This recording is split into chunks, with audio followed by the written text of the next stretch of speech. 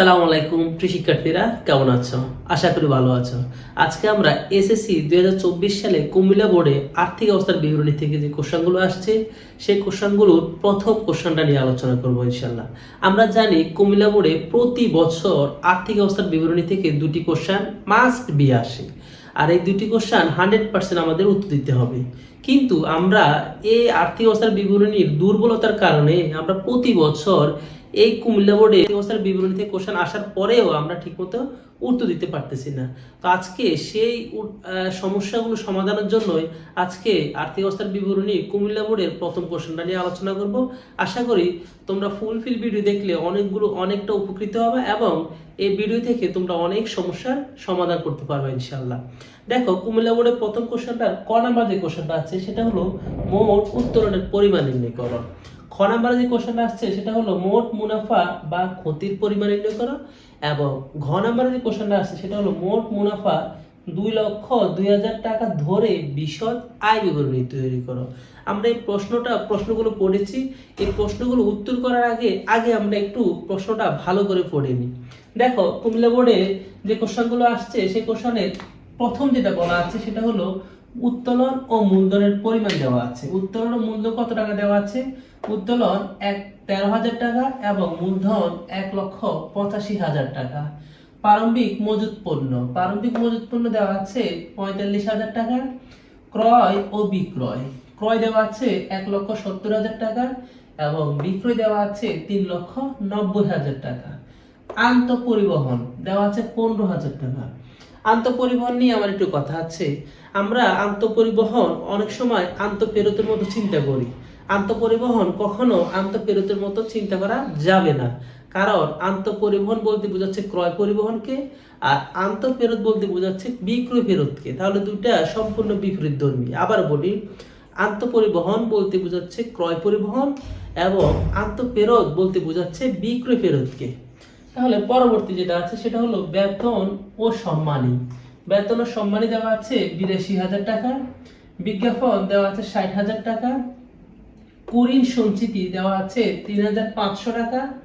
প্রাপ্য হিসাব দেওয়া আছে 1,65,000 টাকা এবং কমিশন দেওয়া আছে ডেবিটে 17,000 টাকা এবং ক্রেডিটে দেওয়া আছে 11,500। আমরা এখানে বিক্রয় পরিবহনটা নিয়ে আলোচনা করতে ভুলে গেছি। দেখো, আন্তঃপরিবহন বলতে ক্রয় পরিবহন এবং বিক্রয় পরিবহন বলতে বোঝাচ্ছে বিক্রয় পরিবহনকে। দুটোই আমাদের জন্য খরচ। আমরা খরচ পাশে 2 টাকাটা উঠানোর জন্য চেষ্টা করব। এখন দেখো, আমরা উদ্দীপকটা ভালো করে পড়েছি। এখন আমরা সমন্বয়টা একটু পড়ে দেখি। সমন্বয়তে বলা আছে, 1 নম্বর সমন্বয়তে বলা আছে সমাপনী মজুত পণ্য 65,000 টাকা। মালিক পারিবারিক প্রয়োজনে 8,000 টাকার পণ্য উত্তোলন করে যা হিসাবভুক্ত হয়নি। দেখো, মালিক পারিবারিক প্রয়োজনে 8,000 টাকার পণ্য উত্তোলন, এটা সাধারণত মালিক ব্যক্তিগত প্রয়োজনে যে পণ্য উত্তোলন আর মালিক পারিবারিক প্রয়োজনে পণ্য উত্তোলন দুটি একই কথা। তাহলে ব্যক্তিগত প্রয়োজনে পণ্য উত্তোলন করলে আমরা দুইটা জায়গায় বসাই। একটা হলো ক্রয় থেকে বিয়োগ হয়, আর একটা হলো মূলধন থেকে বিয়োগ হয়। আবার বলি, মালিক ব্যক্তিগত প্রয়োজনে যে উত্তোলন করা হয় সেটা 2 জায়গায় বিয়োগ হয়। এক জায়গায় বিয়োগ হবে মূলধন থেকে, আরেক জায়গায় বিয়োগ হবে ক্রয় থেকে। ক্রয় থেকে কেন বিয়োগ হবে? এই যে মালিক ব্যক্তিগত প্রয়োজনে যে পণ্য লেখাটা আছে না, এই পণ্য লেখাটা থাকার কারণেই আমরা ক্রয় থেকে টাকাগুলো বিয়োগ করে থাকি। দেখো, তারপরে 3 নাম্বার যে কোশ্চেনটা বলা আছে সম্ভাব্য ক্রেতাদের মাঝে 5,000 টাকার পণ্য বিতরণ করে যা হিসাবভুক্ত হয়নি। কথাটার মিনিংস হলো, আমরা সাধারণত কোনো পণ্য অথবা দ্রব্য বিক্রয়ের আগ মুহূর্তে যে বিজ্ঞাপন দিয়ে থাকি, বিনামূল্যে বিজ্ঞাপন, সেটাকে ইন্ডিকেট করে। সেটা কি? সম্ভাব্য ক্রেতাদের মাঝে, মানে ভবিষ্যতে আমাদের পণ্যের ক্রেতা হবে, সেই ক্রেতাদের মাঝে আমরা বিনামূল্যে পণ্য বিতরণ করছি কত টাকা? 5,000 টাকা। তাহলে এটাকে আমরা বিনামূল্যে পণ্য বিতরণ নামেও বলে থাকি। তারপরে কোশ্চেনটা আছে কি বলতে, 4 নাম্বার কুরিনের জন্য 5% সঞ্চিতি রাখা প্রয়োজন। তার মানে বলতে বোঝাচ্ছে আমাদের কুরিন সঞ্চিতি 5%। আমরা এই কুরিন সঞ্চিতি আমরা সব কোথা থেকে বের করবো? আমরা দেনাদার থেকে বের করব। 5 নাম্বার আছে বিক্রয় ফেরত 10,000 টাকা যা হিসাবভুক্ত হয়নি। তার মানে এটা বোঝাচ্ছে অলিখিত বিক্রয় ফেরত। অলিখিত বিক্রয় ফেরত বললে আমাদের দুই জায়গা থেকে ফেরত বিক্রি করতে হবে। এক জায়গায় হলো সরাসরি বিক্রয় থেকে ফেরত বিক্রি করতে হবে, দ্বিতীয়ত হলো দেনাদার থেকে বিক্রয় ফেরত দিতে হবে। কেন? কারণ আমরা জানি বাকিতে বিক্রয়ের সাথে দেনাদারের সাথে সম্পর্ক, সেজন্যই আমরা বিক্রয় ফেরত বিক্রয় থেকে বিয়োগ হবে, আবার বিক্রয় ফেরত দেনাদার থেকে বিয়োগ হবে। কখন? যখন অলিখিত বিক্রয় ফেরত লেখাটা উল্লেখ থাকবে। তোমাদের বোঝার সুবিধাতে আমি আরো একটু এনশিওর করে বলতেছি, এই বিক্রয় ফেরত যদি সমন্বয়তে না থাকি, যদি উদ্দীপকে থাকে বা রেয়ামিলে থাকে, সেটা হলো অনলি আন্তঃফেরত। আর যদি সমন্বয়তে থাকে, যদি অলিখিত লেখা নাও থাকে, তাহলে সেটাকে ধরে নিবে তোমরা অলিখিত আন্তঃফেরত। অলওয়েজ যেটা মনে রাখবা, কেমন?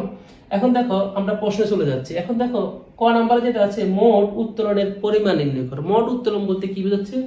নগদ উত্তোলন এবং বাকিতে উত্তোলন এবং পণ্য উত্তোলন, যে কোনো কিছু সকল উত্তোলন আমরা একসাথে যোগ করে দিলে আমরা যেটা পাবো সেটা হলো মোট উত্তোলনের পরিমাণ নির্ণয় করো। এখন দেখো এখানে দুটো উত্তোলন আছে, আমরা যখন পড়ছি, একটা হলো এই দেখো সরাসরি এখানে আছে উত্তোলন, আর একটা হলো এই যে পণ্য উত্তোলন, এই দুটো উত্তোলন। তাহলে আমরা এই দুটো উত্তোলন যদি যোগ করে দিই, তাহলে আমরা পেয়ে যাব মোট উত্তোলন। এছাড়া এই অঙ্কে আর কোনো উত্তোলনের নাম উল্লেখ নাই। তাহলে দেখো এখানে প্রথম উত্তোলন কত টাকা নেওয়া হচ্ছে? 13,000 টাকা। আমরা লিখি উত্তোলন 13,000 টাকা, এবং পণ্য উত্তোলন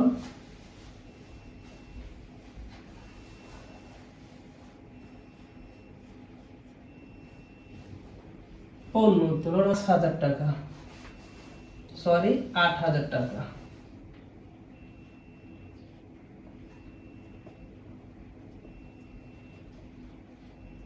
এটাই হলো আমাদের মোট উত্তোলনের পরিমাণ নির্ণয় করা। খ নাম্বার কোশ্চেনে কি বলা আছে? খ নাম্বার কোশ্চেনে বলা আছে মোট মুনাফা ও মোট ক্ষতি নির্ণয় করো। আমরা জানি বিশদ আয় বিবরণীর 3টা পার্টে তৈরি করা হয়। বিশদ আয় বিবরণী প্রথম পার্টে তৈরি করা হয় মোট মুনাফা, দ্বিতীয় পার্টে তৈরি করা হয় পরিচালন মুনাফা অথবা পরিচালন ক্ষতি, তৃতীয় ধাপে করা হয় নিট মুনাফা অথবা নিট ক্ষতি।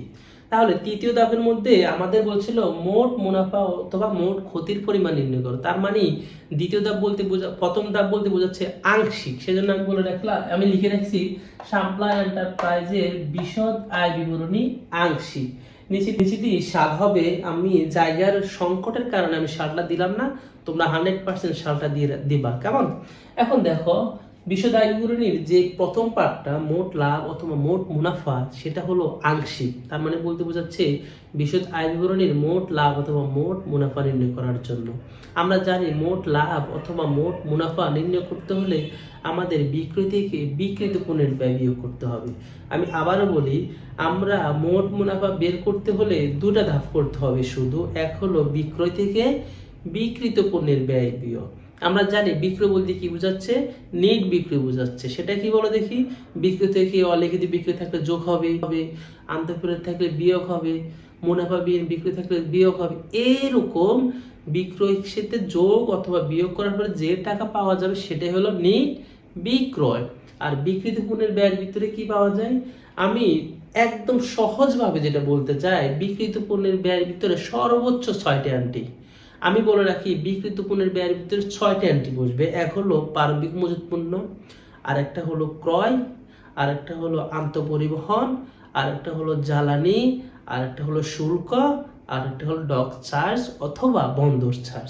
এই 6টা এন্ট্রি ছাড়া সচরাচর বিক্রিত পণ্যের ব্যয়ে তোমরা এসএসসি যারা ক্যান্ডিডেট আছো তারা কখনো কোনো এন্ট্রি পাবে না।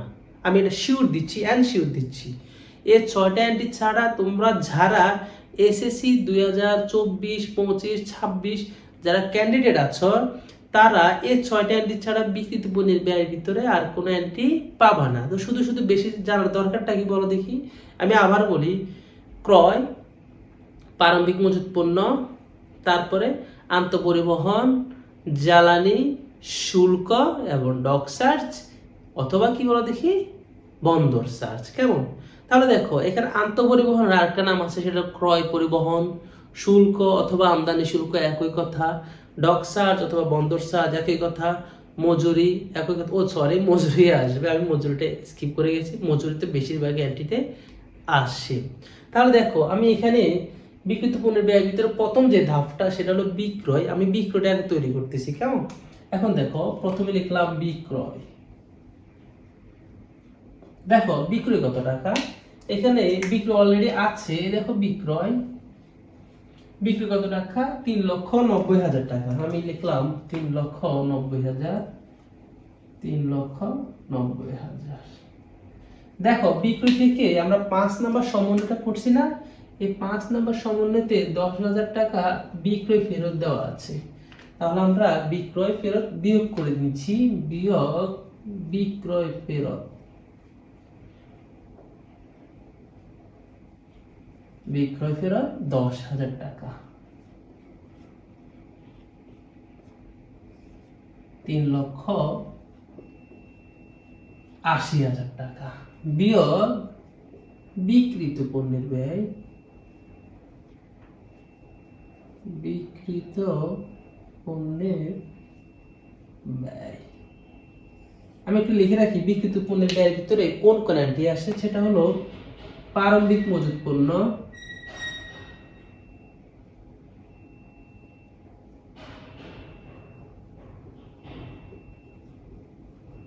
প্রারম্ভিক মজুত পণ্য,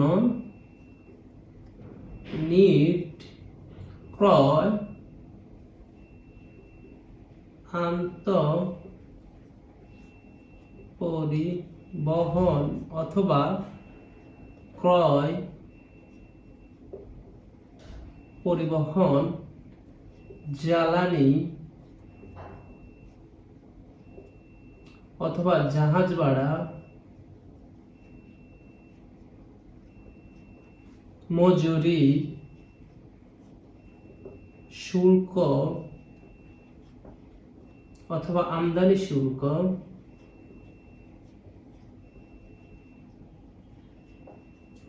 ডক চার্জ অথবা বন্দর চার্জ। তোমরা এইগুলো এন্ট্রি ছাড়া আর কোনো এন্ট্রি, আমি আশা করি তোমরা এসএসসি যারা ক্যান্ডিডেট আছো তারা কখনো বিক্রিত পণ্যের ব্যয়ে এই এন্ট্রিগুলো ছাড়া আর এন্ট্রি পাবে না। তোমাদের সুবিধাতে আমি লিখে দিয়েছি আগে, তোমরা একটু স্ক্রিনশট দিয়ে রাখো, পরবর্তীতে তোমাদের এটা কাজে লাগবে। স্ক্রিনশট। এখন আমরা বিক্রিত পণ্যের ব্যয়ের ভিতরে প্রথমে আমরা প্রারম্ভিক মজুত পণ্য আনি। দেখো প্রারম্ভিক মজুত পণ্য আমরা এখানে পাইছি, অলরেডি নিয়ে আসলাম প্রারম্ভিক মজুত পণ্য, প্রারম্ভিক মজুত পণ্য। প্রারম্ভিক মজুত পণ্য কত টাকা, 45,000 টাকা। ক্রয় কত টাকা, ক্রয় হলো 1,70,000 টাকা, 1,70,000 টাকা। ক্রয়ের সাথে কি বলো দেখি, ক্রয়ের সাথে পণ্য উত্তোলন, এই যে বিনামূল্য পণ্য উত্তোলন, এটা বিয়োগ হবে, কেমন? তাহলে বিয়োগ পণ্য উত্তোলন, পণ্য উত্তোলন কত টাকা, 8,000 টাকা, বিয়োগ করলে 1,62,000 টাকা, বিয়োগ পণ্য বিতরণ, পণ্য বিতরণ, পণ্য বিতরণ কত টাকা, 5,000 টাকা, 5,000 টাকা। তাহলে হয় 1,57,000 টাকা। এছাড়াও আর কি কি আছে একটু দেখি। আন্তঃপরিবহন, আমি বলছিলাম বিক্রয় আন্তঃপরিবহন এবং ক্রয় পরিবহন বিক্রিত পণ্যের ব্যয়ের ভিতরে আসে। আমি আন্তঃপরিবহন লিখে নিচ্ছি, আন্তঃপরিবহন, আন্তঃপরিবহন কত টাকা, 15,000 টাকা। এছাড়াও কি আছে, আন্তঃপরিবহন, বিক্রয় পরিবহন আসবে না, আসবে না, আসবে না। আর কোনো এন্ট্রি আপাতত নাই, আমরা এগুলো যোগ করে দিচ্ছি, যোগ 45,000, 1,57,000 এবং 15,000, 2,17,000, 2,17,000 বিয়োগ সমাপনী মজুত পণ্য,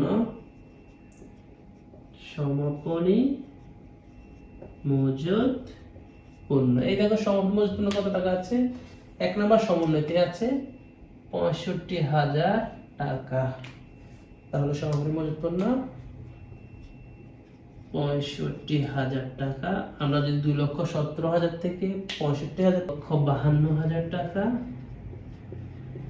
1,52,000 টাকা, এবং মোট বিক্রয় থেকে বিক্রিত পণ্যের ব্যয় করলে পাবো 2,28,000 টাকা। এটাই হলো মোট লাভ। আশা করি তোমরা মোট লাভটা একদম ক্লিয়ার হয়ে গেছো। কেমন? এখন আমরা ঘ নাম্বার কোশ্চেনটা নিয়ে আলোচনা করব। ঘ নাম্বার কোশ্চেনে বলা আছে মোট মুনাফা 2,02,000 টাকা ধরে বিশদ আয় বিবরণী তৈরি করো। দেখো, তার আগে বলা আছে, সরাসরি উল্লেখ আছে যে মোট মুনাফা তৈরি করো অথবা মোট ক্ষতি নির্ণয় করো। সেটা কি বলো দেখি? বিশদ আয় বিবরণীর মধ্যে মোট মুনাফা অথবা মোট ক্ষতি একটা অংশ, মানে আংশিক। কিন্তু ঘ নাম্বারে সরাসরি বলা নাই যে মোট মুনাফা তৈরি করো, নেট মুনাফা তৈরি করো, পরিচালন মুনাফা তৈরি করো। ঘ নাম্বারে এরকম কোনো কোশ্চেনই নাই। ঘ নাম্বারে বলা আছে জাস্ট মোট মুনাফা 2,02,000 টাকা ধরে বিশদ আয় বিবরণী তৈরি করো। তাহলে মোট মুনাফা দেওয়া আছে, বিশদ আয় বিবরণীতে পরিচালন মুনাফাও আছে, নেট মুনাফাও আছে। কারণ আমরা জানি বিশদ আয় বিবরণী 3টা পার্টে হয়। সেটা হলো কি? মোট লাভ, পরিচালন মুনাফা অথবা পরিচালন ক্ষতি, এবং 3 নম্বর হচ্ছে নেট লাভ অথবা নেট ক্ষতি। তাহলে এই যে বিশদ আয় বিবরণী বলা আছে, সেখানে পরিচালন মুনাফা বলা নাই, নেট মুনাফাও বলা নাই। যদি এরকম টাইপের কোনো অঙ্ক আসে সেখানে পরিচালন মুনাফা দেওয়া থাকে না, নেট মুনাফা দেওয়া থাকে না, তাহলে তোমরা সেটা 100% নেট মুনাফা তৈরি করবা। তাহলে এই অঙ্কে আমাদের সরাসরি নেট মুনাফা অথবা নেট ক্ষতি বলা না থাকলেও ইনডাইরেক্টলি আমাদেরকে বলা আছে কি? নেট মুনাফা তৈরি করো। তাহলে আমরা এই প্রশ্নটা আমরা নেট মুনাফা তৈরি করতে চাচ্ছি। তাহলে দেখো, মোট মুনাফা দেওয়া আছে কত? 2,02,000 টাকা। আমরা লিখলাম মোট মুনাফা দেওয়া আছে 2,02,000 2,02,000 টাকা। এটার সাথে আমরা বিয়োগ করব পরিচালন ব্যয়।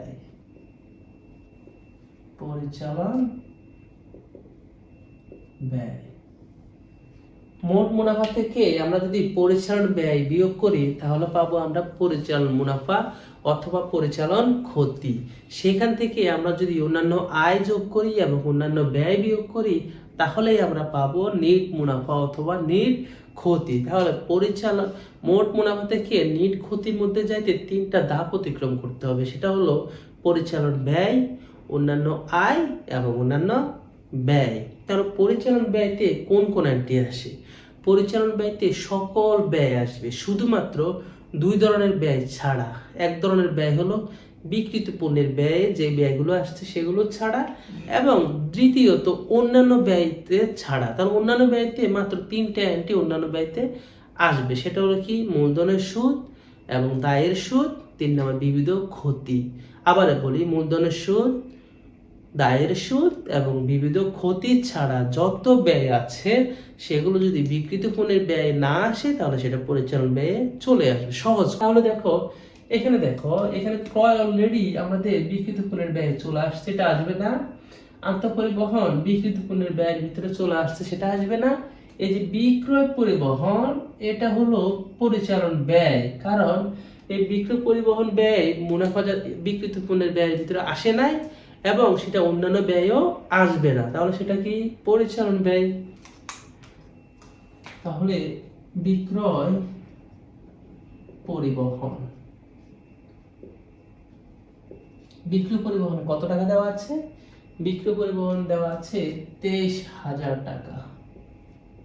23,000 টাকা। তারপরে কি আছে বলো দেখি? বেতন ও সম্মানী, এটাও আমাদের কোথায় আসবে? পরিচালন ব্যয়তে আসবে। বেতন ও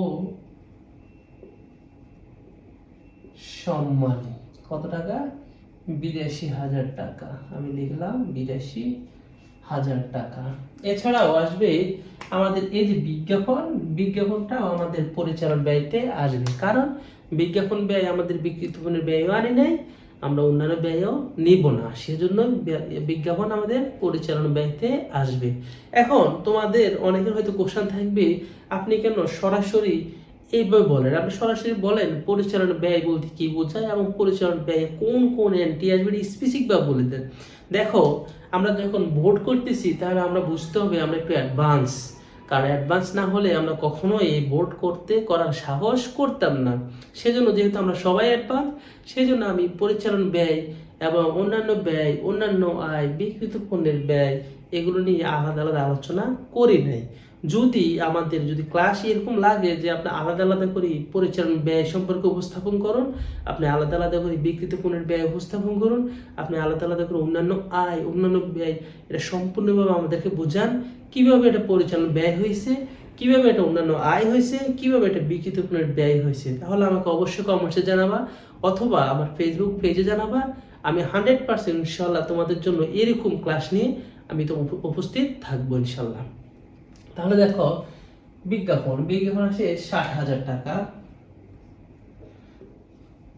বিজ্ঞাপন 60,000 টাকা। দেখো, বিজ্ঞাপনের সাথে বিনামূল্যে পণ্য বিতরণ, আমি তোমাদেরকে বলেছিলাম এই যে বিনামূল্যে পণ্য বিতরণ এটা এক ধরনের বিজ্ঞাপন, তাহলে এটা যদি এক ধরনের বিজ্ঞাপন হয় আমরা এই বিজ্ঞাপনের সাথে যোগ করব না বিনামূল্যে পণ্য বিতরণ। কত টাকা বিনামূল্যে পণ্য বিতরণ? 5,000 টাকা, মোট 65,000 টাকা। এছাড়াও আর কি আসবে? এছাড়াও আসবে কমিশন প্রধান। এতে কমিশন দুইটা আছে, একটা হলো ডেবিটে আর একটা হলো ক্রেডিটে। ডেবিটেরটা আয় এবং ক্রেডিটটা হলো কি, ডেবিটেরটা হলো ব্যয় এবং ক্রেডিটটা হলো আয়। প্রদত্ত কমিশন কত টাকা? 17,000 টাকা। সর্বশেষ আমাদের কি এন্ট্রি আসবে? সর্বশেষ আসবে এখানে এই যে কুরির সঞ্চিতি আছে, এটা হলো ব্যয়। এই দেখো, এই কুরির সঞ্চিতি এটা হলো ব্যয়, আর এই যে সমন্বিত কুরির সঞ্চিতি এটাকে আমরা বলি নতুন কুরির সঞ্চিতি। আমরা আবার বলি, সমন্বিত যে সঞ্চিতি থাকে সেটা হলো নতুন কুরির সঞ্চিতি, সমন্বিত যে অনাদায়ী পাওনা অথবা অনাদায়ী দেনা থাকে সেটা হলো নতুন অনাদায়ী দেনা, এবং এর রেও মিলে যেটা অনাদায়ী পাওনা থাকে সেটা হলো পুরাতন অনাদায়ী পাওনা। রেও মিলে যে কুরির সঞ্চিতি অথবা অনাদায়ী পাওনা সঞ্চিতি থাকবে সেটা পুরাতন অনাদায়ী পাওনা সঞ্চিতি অথবা পুরাতন অনাদায়ী কুরির সঞ্চিতি। আশা করি আমি বুঝতে পারছি। তাহলে এখানে দেখো, নতুন কুরির সঞ্চিতির পরিমাণ কত, আমি লিখি নতুন কুরির সঞ্চিতি। তাহলে নতুন কুরির সঞ্চিতি, আমি বলছিলাম এই যে কুরির সঞ্চিতি সেটা কার উপর নির্ণয় করতে হবে? সেটা নির্ণয় করতে হবে নিট দেনাদার থেকে। নিট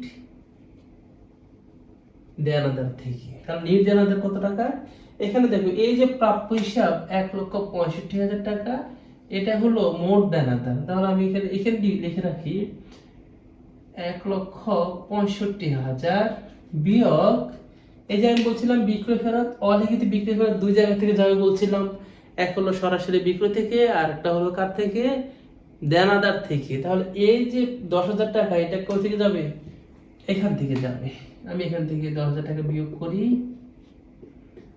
তাহলে কত হয়েছে? 1,55,000। এই যে নিট দেনাদার, এই দেনাদার থেকে 5% বের হবে। তাহলে 5% বের হলে কত বলে দেখি?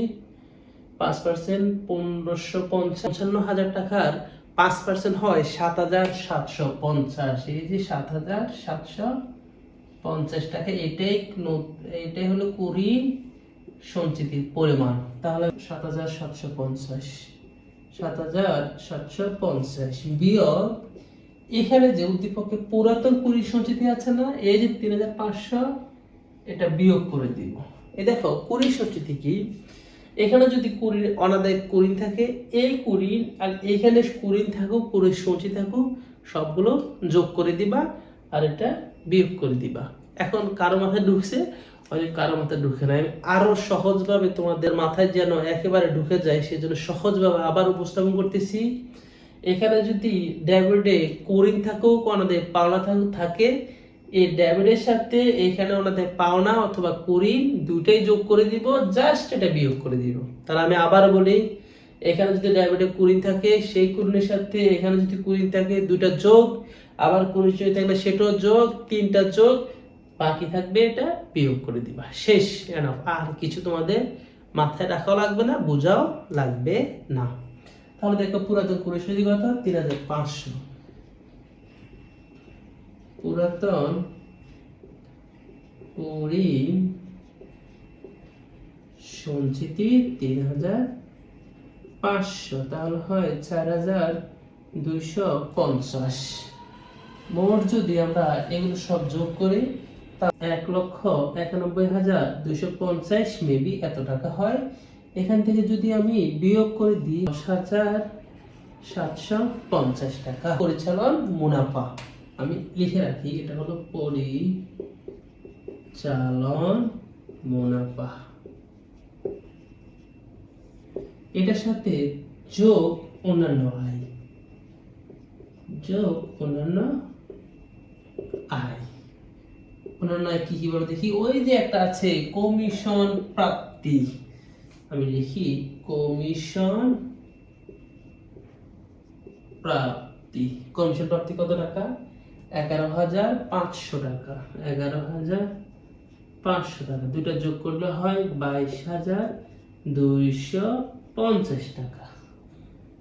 হলো এটার সাথে এখন অন্যান্য ব্যয়টা যোগ করবো। দেখো অন্যান্য ব্যয় কোনো ব্যয় নাই, তাহলে অন্যান্য ব্যয় মাত্র তিনটা বলছিলাম। একটা হলো মূলধনের সুদ, এখানে কোনো মূলধনের সুদ উল্লেখ নাই। দায়ের সুদ, দায়ের সুদ বলতে বোঝাচ্ছে পাওনাদারের সুদ, ব্যাংক ঋণের সুদ, তাহলে ব্যাংক ঋণের সুদও নাই, পাওনাদার উপরও সুদ নাই। তৃতীয় নম্বর বলছিলাম বিবিধ ক্ষতি, এখানে বিবিধ ক্ষতি নামে কোনো উল্লেখ নাই। তাহলে আমাদের এই যে টাকাটা আছে এই টাকাটা হলো নিট লাভ, নিট লাভ অথবা নিট নিট লাভই হবে, নিট ক্ষতি হবে না।